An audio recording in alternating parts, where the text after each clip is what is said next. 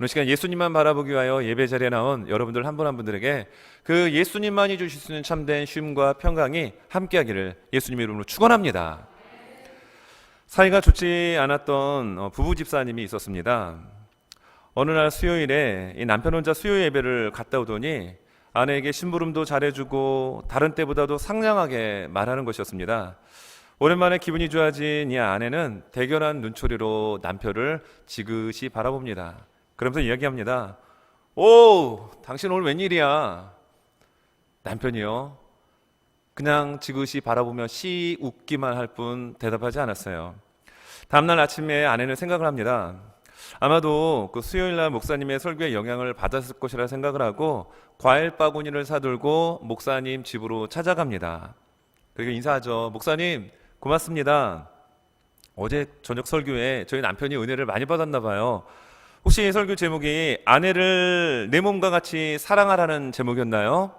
그러자 목사님께서 고개를 설레설레 흔드시면서 아니에요, 원수를 사랑하라 였습니다 라고 이야기를 했습니다. 참, 원수를 사랑하라는 말은 성경에서 참 중요한 핵심 내용입니다. 원수.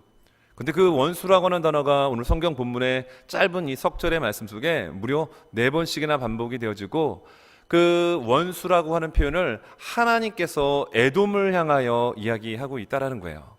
여러분, 에돔 족속은 우리가 익히 아는 것처럼 야곱의 형이었습니다. 어머니 뱃속에서 있다가 나온 형제지간의 그런 지파요, 아니 족속이요 민족인데, 이 에돔이 어떤 일들을 했길래 하나님께서 그 원수를 내가 갚아줄 거다라고 이야기를 하더라는 거예요. 그래서 설교의 제목을 저는 원수 갚는 것은 하나님께 있습니다 라고 정했습니다.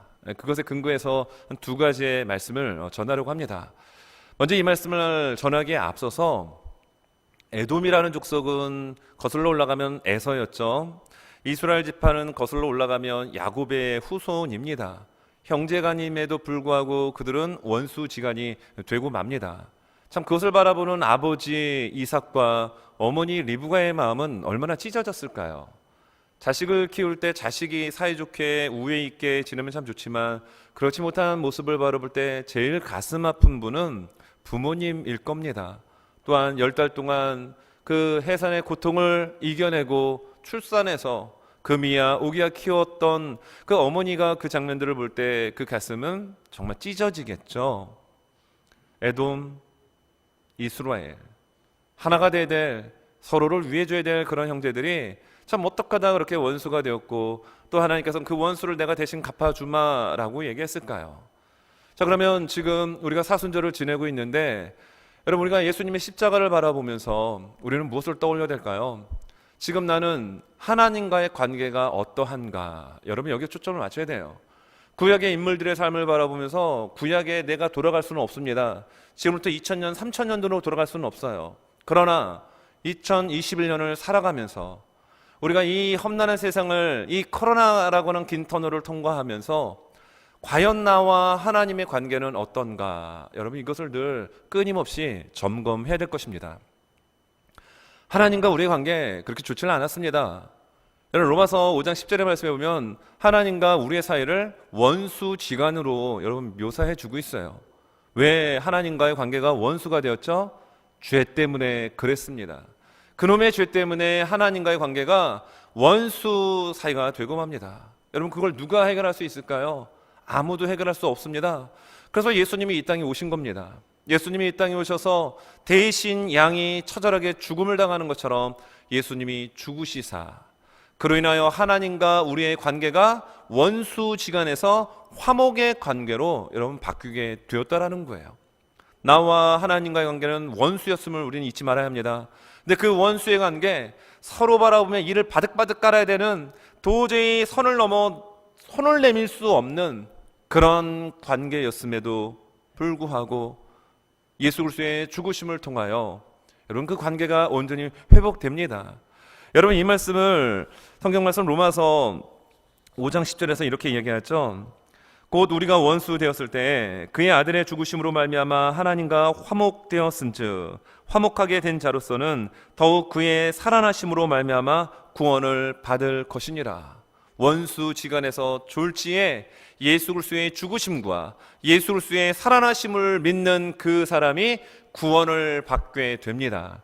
그래서 하나님 나라의 여러분 상속자가 됩니다. 하나님 나라의 여러분 왕자와 공주가 됩니다. 여러분 이보다 더 큰 은혜요, 이보다 더 큰 복이 있을 수 있을까요? 엄청난 은혜입니다. 엄청난 복입니다. 지금 내 통장에 누군가가 몇 천만 불 보내주는 것도 좋겠지만 정말 그것보다도 하나님 나라의 생명책에 내 이름이 기록되어지는 이 사실 앞에 여러분 정말 감격하고 감사할 수 있는 그런 영적인 센스가 있는 우리 교회 공동체의 모든 식구들이 될 수 있기를 예수님의 이름으로 축원합니다. 여러분 원수 갚는 것은 하나님께 있습니다. 자, 그 주제에 맞춰 두 가지로 말씀을 전하는데요. 그 첫째는 남의 불행을 기뻐하지 말라라는 겁니다. 남의 불행 기뻐하지 말라라는 거예요. 자, 12절 말씀은 이렇게 우리에게 말씀합니다. 주 여호와께서 이같이 말씀하셨느니라. 에돔이 유다 족속을 쳐서 원수를 갚았고 원수를 갚음으로 심히 범죄하였도다. 지금 여기 에돔에 대한 이야기를 하면서 에돔이 유다 족속을 쳐서 원수를 갚았다라고 얘기합니다. 그런데 그 원수 갚음으로 심히 범죄했다라고 하나님께서 딱 정의를 내리세요. 에돔의 입장에서는 억울한 게 많이 있었겠죠. 왜냐하면 분명히 장자권 자기의 그 민족의 그 시작이 되는 에서가 받아야 되는데 이걸 야곱이 사기꾼적인 기질을 발휘해 가지고 뺏어간 거잖아요. 에서가 받아야 될 그 축복권도 야곱이 뺏어간 거잖아요. 그러니 피해 의식이 있었습니다. 눈에 곱게 보이지가 않았습니다. 그리고 그것이 긴 세월 동안 지속이 되면서 민족 공동체에 아주 어떤 한을 품게 된 거예요. 우리 대한민국에 있어서 수많은 전 세계 나라 가운데 어떤 나라 하면은 갑자기 그냥 두 주먹에 힘이 들어가고 그 나라와 축구 경기를 하면 무조건 이겨야 되는 그런 나라가 있죠. 그렇습니다. 여러분들의 머리에 떠오르는 일본이라는 나라예요. 왜 그럴까요? 그만큼 천털과 침략을 당했기 때문이에요. 에돔이라는 민족의 입장에서 이스라엘은 그런 민족이었던 거예요. 우리가 받아야 될 것, 우리가 누려야 될 것 다 뺏어간 나쁜 놈, 나쁜 SK. 그게 이스라엘이었다라는 거예요. 그러니 오늘 성경을 보게 되면 유다가 멸망을 할 때 BC 586년 바벨론에 의하여 예루살렘 성이 완전히 무너지고 남유다는 이 역사상에서 사라질 때 여러분 남유다 백성들이 도망을 칩니다. 힘이 없던 사람들은 바벨론의 칼날에 의하여 다 죽임을 당합니다. 그러나 조금 힘이 있어서 도망칠 수 있는 사람들은 다 도망을 치는데 이때 에돔 민족이 그 사람들을 학살해 버리는 거예요. 잔인하게 죽입니다. 그리고 살아있는 자들을 끌어다가 바벨론에게 갖다 바치는 거예요. 여러분 이러한 일들이 이루어집니다. 자, 그런데 오늘 성경을 보게 되면요 25장에는 4개의 민족에 대한 심판을 하나님께서 말씀하시죠. 그 첫 번째가 암몬입니다. 두 번째가 모압입니다. 세 번째가 본문의 에돔입니다. 네 번째가 블레셋 민족에 대한 이야기를 다루고 있습니다. 그런데 여기에 보면 첫 번째 하나님의 심판을 받을 암몬에 대해서 성경은 어떻게 기록하느냐, 그들이 왜 하나님의 심판을 받았느냐, 성경 말씀 3절 마지막 부분에 보면 이 유다 족속이 사로잡혀 갈 때 그들이 어떻게 합니까? 아 좋다 하였도다. 유다 민족이 멸망을 하고 그리고 포로로 잡혀가는 장면을 바라보면서 손뼉을 치면서 막 좋아했다라는 겁니다. 아 좋다, 통쾌하다. 그리고 모압 민족이 왜 멸망을 당한다라고 성경은 말씀합니까? 8절입니다. 주 여호와께서 이같이 말씀하셨느니라. 모압과 세일이 이르기를 유다 족속은 모든 이방과 다름이 없다 하도다. 유다 민족 특별한 줄 알았는데 별 볼 일 없네. 꼴 좋다. 쌤통이다. 고소하다. 이것이 모압 민족의 반응이었던 거예요. 하나님께서는 그거를 기쁘게 여기지 않으셨다라는 겁니다. 다른 민족의 멸망, 다른 사람의 불행, 다른 사람의 힘듦을 바라보며 여러분 같이 가슴 아파하지는 못할 망정 손뼉치며 고함치며 환호하며 거봐라 그렇게 될 줄 알았다. 꼴 좋다. 쌤통이다. 이런 반응은 하나님께서 기뻐하지 않으신다. 이걸 말씀하고 있는 겁니다. 여러분 역사를 이끄시는 분은 누구실까요? 여러분 개인의 인생을 이끄시는 분은 누구십니까? 이 전 세계를 이끄시는 그 주체가 되시는 분은 누구십니까? 하나님이십니다. 하나님께서 우리 개인의 인생뿐만 아니라 전 세계의 역사를 주관하시고 지금 이 순간도 운행하고 계십니다. 25장의 내용을 보면요, 제가 말씀드린 것처럼 네 민족이 나옵니다. 근데 이 네 민족이 이스라엘을 중심으로 해서 동쪽의 맨 위쪽에 암몬이 위치하고 있습니다. 그 밑에 모압, 그 밑에 에돔, 그리고 서쪽에 블레셋이 나와요. 근데 오늘 성경을 보면 25장의 네 나라들의 특징이 하나님께서 시계의 방향으로 돌아가며 민족을 심판할 것을 이야기하십니다. 시간은 흐릅니다. 역사는 흐릅니다. 그런데 그 역사를 이루시고 심판하시고 이끄시고 운행하시는 분이 하나님이심을 여러분 보여주고 있는 거예요. 우리 개인의 인생도 마찬가지고 이 모든 우주의 역사 또한 하나님의 손 안에 있습니다. 하나님의 주권 안에 있습니다. 그런데 하나님의 시각으로 볼 때요, 누군가의 아픔, 누군가의 불행을 바라보며 낄낄거리고 조소하고 조롱하고 손뼉치고 환호하는 거 하나님 기뻐하지 않습니다. 오늘 왜 하나님께서 에돔에 대한 심판을 내리십니까? 여러분 성경을 보면 오바댜라는 성경이 나옵니다. 제가 예전에 한번 신방 가가지고 오바댜를 한번 설교하기 위해서 오바댜 몇 절 딱 했는데 많은 분들이 성경을 찾는데 헤매시더라고요. 오바댜 찾기가 어렵습니다. 왜 어려울까요? 장수가 많은 이사야 같은 경우는 대충 넘기다가 나오거든요. 근데 오바댜는 딱 한 장입니다. 성경이 얼마나 얇습니까? 찾기가 어려워요. 그런데 오바댜 한 장 전체를 통해서 하나님께서 에돔 민족에 대한 심판을 말씀하시고 기록하십니다. 성경의 말씀 오바댜 1장 10절과 12절의 말씀입니다. 내가 내 형제 야곱에게 행한 포악으로 말미암아 부끄러움을 당하고 영원히 멸절되리라. 11절과 12절은 개정 버전은 좀 어려워서 쉬운 성경으로 제가 읽어드립니다.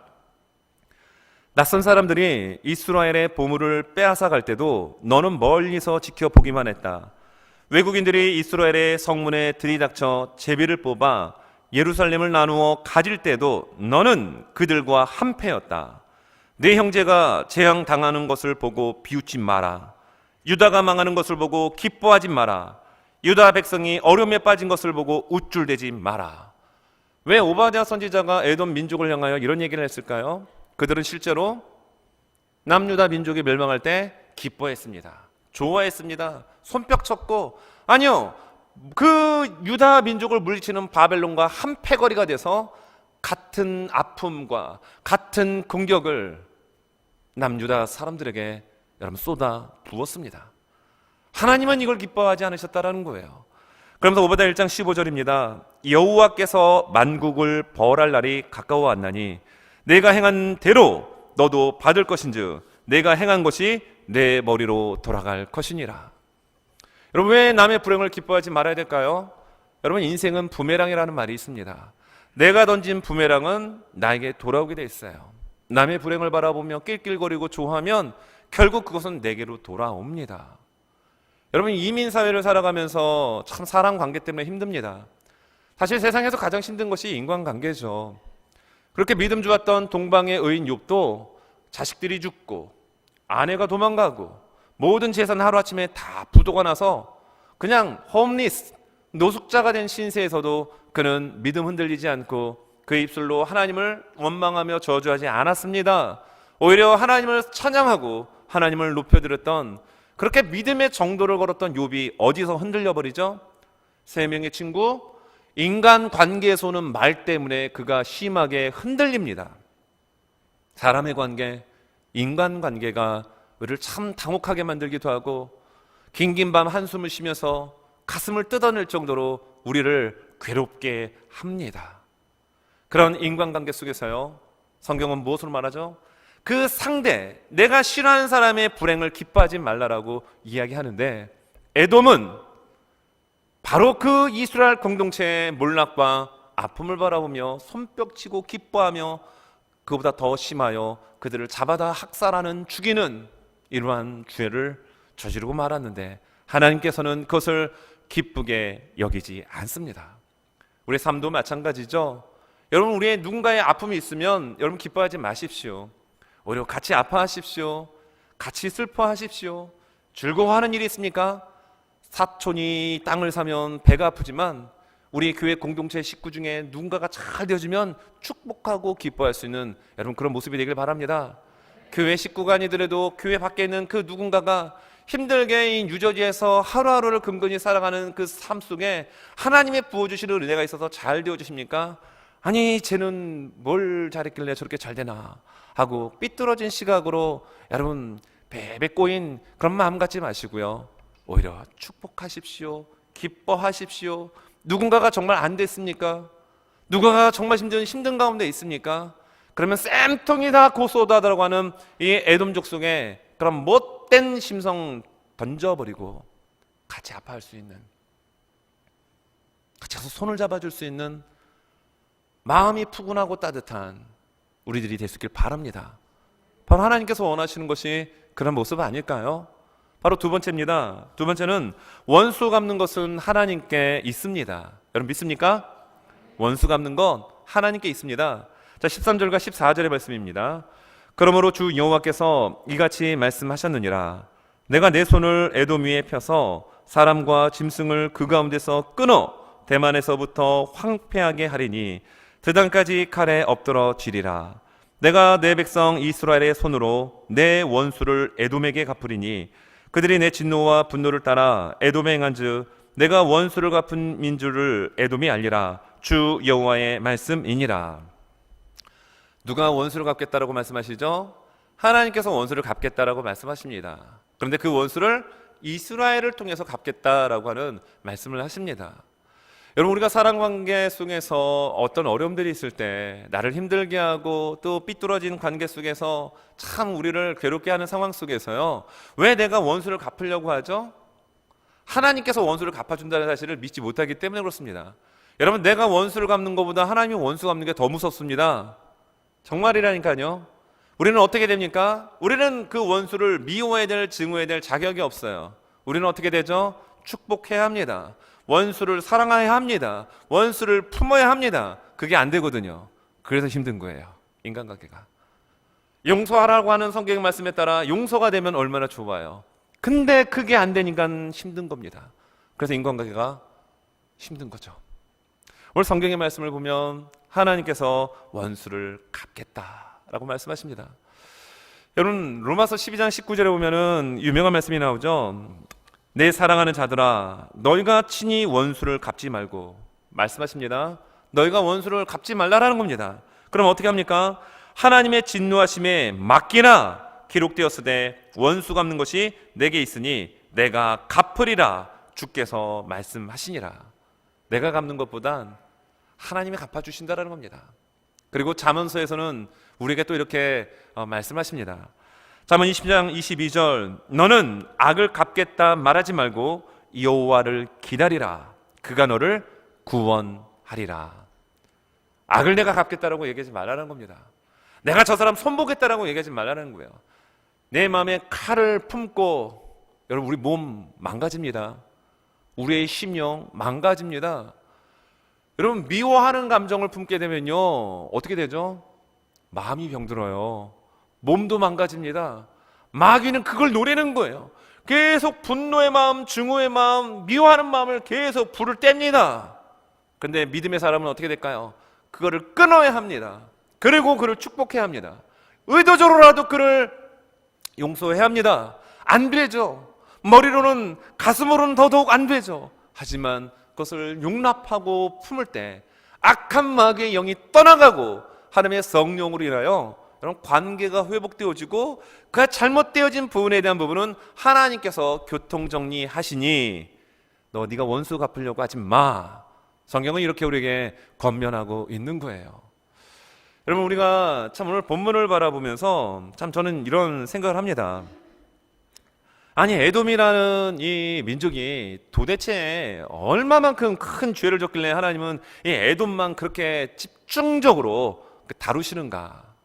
오늘 성경을 보면 여러분, 이 13절에 나오는 대만에서부터 드단까지라는 말이 나오죠.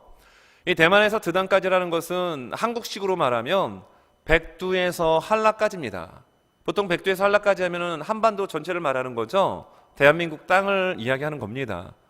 여기에서 말하는 이 에돔 땅의 지경을 북쪽에 있는 국경의 드단, 그쵸? 대만이죠. 그 다음에 남쪽의 이 드단까지는 에돔 전체의 땅을 말하는 거예요. 이런 북쪽에 있는 대만은요, 지혜로운 자가 많이 나오는 곳입니다. 하지만 하나님의 심판의 칼날이 에돔을 향할 때 그 위기와 위협으로부터 건져내게 할 지혜로운 자가 있느냐? 없다라는 겁니다. 여러분, 드단이라는 곳은요, 농사가 잘 되는 곳입니다. 그러니까 뭘 뿌려도 농사가 잘 되는 지역이에요. 어떤 땅은 씨를 뿌리고 경작을 해도 농사가 안 되는데, 어떤 땅은 씨를 대충 뿌려도 이 농사가 굉장히 잘 되는 땅이 있죠. 드단이 그런 땅입니다. 그러나 하나님의 심판의 칼날이 임하면 그렇게 농사가 잘 됐던 땅도 농사가 안 되고 설령 풍년으로 이런 많은 소출을 거둔다 할지라도 그것을 누군가가 와서 다 빼앗아 간다라고 하는 하나님의 심판을 이야기하고 있어요. 그리고 여기에 보게 되면 그 원수를 하나님이 직접 갚겠다라고 말씀을 하십니다. 무려 석절 말씀에 원수가 4번 나오죠. 왜 하나님께서 에돔을 이렇게 미워하실까? 도대체 왜? 더 나아가서요, 오늘 성경을 보게 되면 25장의 내용을 가만히 이렇게 보게 되면요, 암몬과 모압과 에돔, 블레셋이라는 네 민족에 대한 심판이죠. 근데 오늘 성경을 읽어보면 오늘 25장에 5절, 7절, 11절, 17절을 보면요, 이런 말씀이 공통적으로 나옵니다. 자, 5절 하반절을 보면 이렇습니다. 암몬 족속에 대한 심판을 이야기하시고 하나님께서 내가 주 여호와인 줄을 너희가 알리라. 7절 하반절입니다. 내가 주 여호와인 줄을 너희가 알리라 하셨다 하라. 11절 모압에게 벌을 내리시고 난 다음에 내가 주 여호와인 줄을 너희가 알리라. 블레셋 심판하시고 난 다음에 17절 마지막 절에서 내가 여호와인 줄을 그들이 알리라 하시니라. 하나님께서 여러분 심판하시고 난 다음에 똑같이 말씀하셨습니다. 그들이 심판받은 이후에 내가 여호와인 줄을 알게 될 것이다 말씀을 하셨어요. 여러분, 왜 이렇게 다 얘기했는데 에돔의 민족, 에돔 나라에 대해서 심판하시고 이렇게 똑같이 말씀하셔야 되는데요, 에돔 민족에게는 그렇게 말씀하지 않으셨습니다. 그럼 어떻게 이야기하셨을까요? 성경에 보니까 이렇게 나옵니다. 내가 원수를 갚음인 줄을 에돔이 알리라. 주 여호와의 말씀이니라. 에돔에게 원수 갚은 것을 통하여 내가 여호와인 줄을 알 것이고 내가 너에게 지금 이 이야기를 하고 있다, 이렇게 말씀하고 있는 거예요. 왜 이 에돔에 대한 이 원수 갚는 것에 대한, 여기에 왜 하나님이 집착하시냐는 얘기입니다. 또 성경 에스겔서를 계속해서 읽어가다 보면요, 에스겔서 32장 29절에서는 에돔을 또 한번 하나님이 끄집어내십니다. 근데 그 에돔은 어떤 에돔이냐?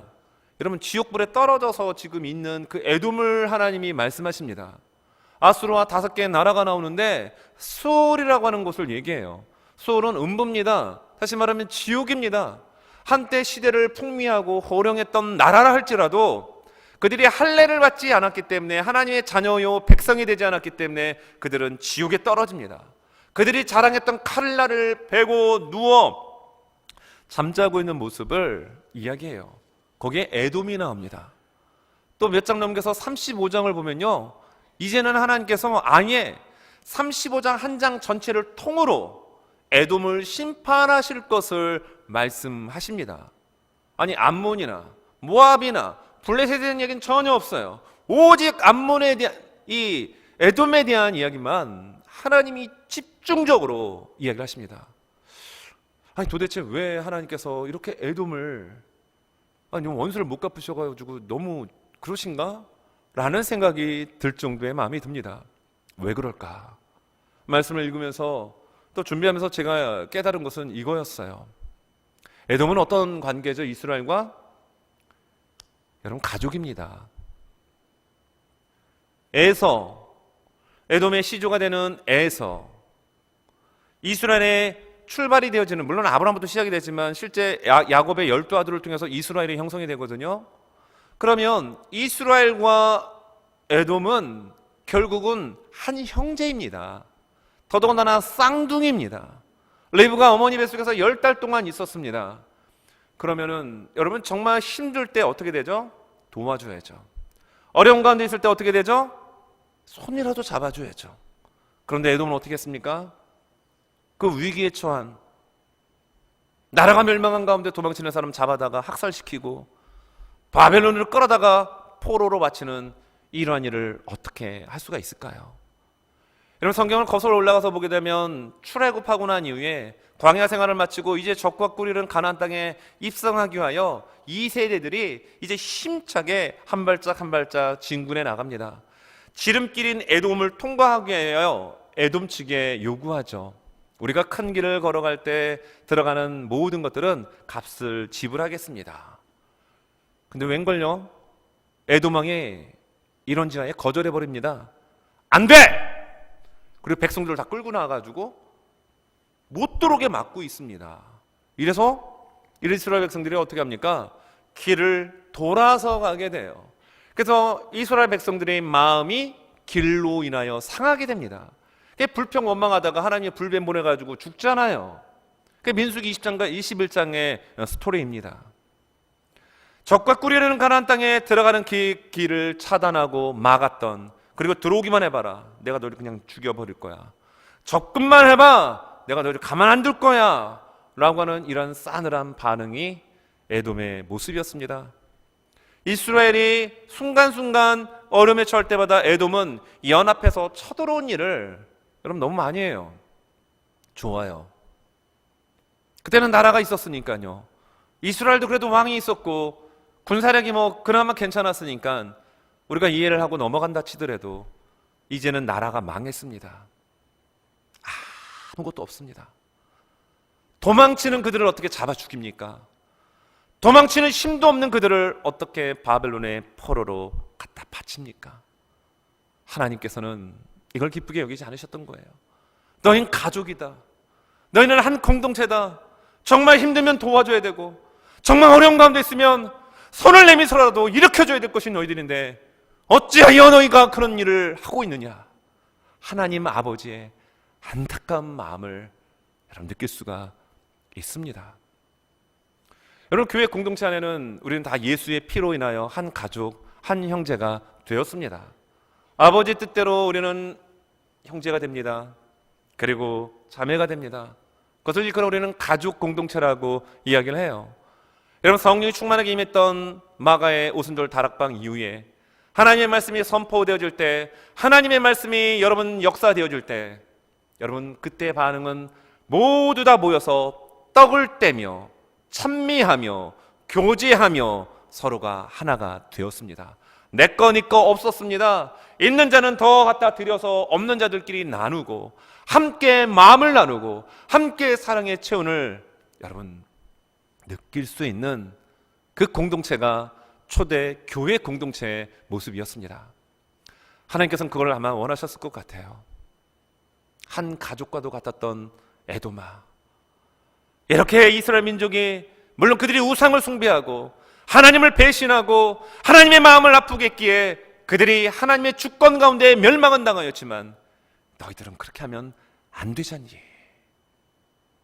에돔은 너무나도 잔인할 정도로 포악할 정도로 그런 일들을 서슴지 않고 여러분 하게 됩니다.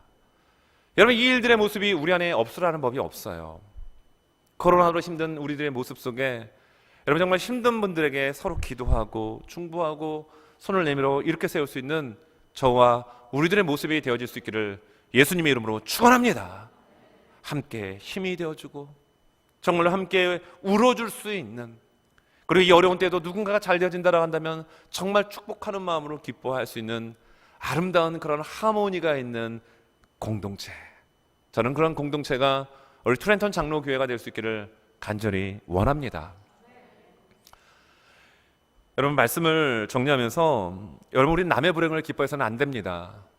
왜냐하면 남의 불행을 기뻐하는 것은 결국 부메랑이 돼서 내게 돌아오기 때문이죠. 그리고 원수를 갚는 것은 나의 특권이 아닙니다. 나의 특권은 용서해야 합니다. 사랑해야 합니다. 축복해야 합니다. 그것이 내게로 돌아오게 돼 있어요. 이게 영적의 원리입니다. 그러나 하나님께서 칼을 빼가지고 원수를 갚게 된 날은 정말 더 무섭게 되죠. 하나님, 저 원수를 그냥 아마 하나님 손 봐주십시오, 이런 마음이 솔직한 우리들의 마음이겠죠. 그런데요, 상대를 축복하고 상대를 사랑하고 상대를 배려하는 가운데 우리의 마음의 그릇이 여러분 조금씩 넓어지게 될 것입니다. 그리고 그 속에 하나님의 성령의 기름으로 가득 차서 정말 하나님께서 회초리를 들어서 내 이놈 할 때 하나님 그렇게 하지 마세요. 하나님 그렇게 해주지 마세요. 라고 오히려 하나님을 만류할 수 있는 여러분 그런 믿음의 그릇과 여러분 사랑의 그런 어떤 따뜻한 푸근한 온도를 갖고 있는 우리들의 모습이 되어야 되지 않을까요? 여러분 성경을 보게 되면 왜 하나님께서 에돔은 이렇게 미워하시고 또 그 에돔을 이스라엘을 통하여 원수를 갚겠다라고 오늘 성경은 본문에서 말씀하시는데 도대체 이 이스라엘이 어떤 사람들이기에 하나님께 일방적으로 이렇게 편들고 계신가 이런 생각이 여러분 불현듯 들 수 있습니다. 여러분 이스라엘 어떤 사람들이죠? 성경에서 그 해답을 찾을 수 있습니다. 창세기 12장 3절입니다. 앞에 있는 스크린 보면서 우리 같이 한번 힘차게 읽겠습니다. 시작. 너를 축복하는 자에게는 내가 복을 내리고 너를 저주하는 자에게는 내가 저주하리니 땅의 모든 족속이 너로 말미암아 복을 얻을 것이라 하신지라. 아멘. 아브라함을 부르시며 아브라함에게 하나님 하신 약속의 말씀입니다. 아브라함은 이스라엘 공동체의 시조가 됐죠. 여러분 아브라함을 축복하는 자를 하나님이 축복하겠다, 아브라함을 저주하는 자를 저주하겠다, 그 말씀대로 된 거예요. 에돔이 지금 이스라엘 저주하거든요. 지금 폭력을 행사하거든요. 나라가 망했는데 도주하는 그들을 잔혹하게 죽여버리거든요. 결국 어떻게 됩니까? 하나님 그대로 에돔에게 행하시겠다라는 것을 강력하게 하나님 말씀하고 있는 겁니다. 목사님, 아브라함은 아브라함이고 우리는 아브라함이 아니잖아요. 그렇지 않습니다. 아브라함 또한 하나님을 여호와를 믿었기에 그것을 의로 인침받아 그가 의인이 되었고 복의 그런 근원이 되었다고 한다면 우리 또한 마찬가지로 예수 그리스도를 믿는 믿음으로 하나님께서 우리를 의인으로 칭해 주셨습니다. 그리고 아브라함의 영적인 후손이 되었다라고 성경은 여러 곳에서 우리에게 말씀하십니다. 바울은 갈라디아를 통하여 이렇게 말씀하죠. 갈라디아서 3장 6절 7절입니다. 아브라함이 하나님을 믿음에 그것을 그에게 의로 정하셨다 함과 같으니라. 그런즉 믿음으로 말미암은 자들은 아브라함의 자손인 줄을 알지어다. 여러분 우리들이 아브라함의 영적 후손입니다. 아브라함을 저주하는 자를 어떻게 한다고요? 하나님 저주하겠다는 겁니다. 하나님 원수 대신 갚아주겠다라는 거예요. 아브라함을 축복하는 자를 하나님 어떻게 하신다고요? 그 또한 축복하겠다라고 하십니다. 이게 얼마나 놀라운 복입니까? 그렇죠?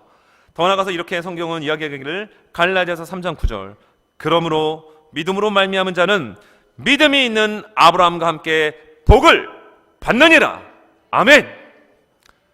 여러분 아브라함과 함께 예수 그리스도를 영접하고 믿는 하나님 나라의 상속자가 되어진 하나님 나라의 자녀가 되어진 우리들에게 아브라함과 함께 우리에게 복을 주신다 말씀하고 계십니다.